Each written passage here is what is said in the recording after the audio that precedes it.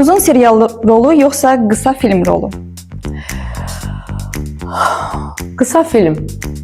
Ona görə ki, qısa filmdə söz demək daha çətindir. Mən də çətinlikləri sevirəm. Dramatik rol yoxsa komediya?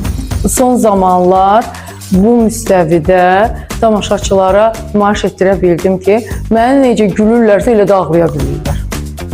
Və dramatik rollarım da tamaşaçıları isə güldürdüyündən daha çox ağlatmır.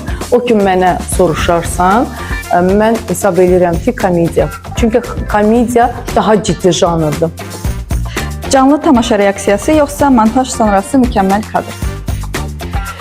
Canlı. Klassik teatr əsəri yoxsa müasir eksperimental tamaşa? Müasir eksperimental tamaşa. Təşəkkür edirik.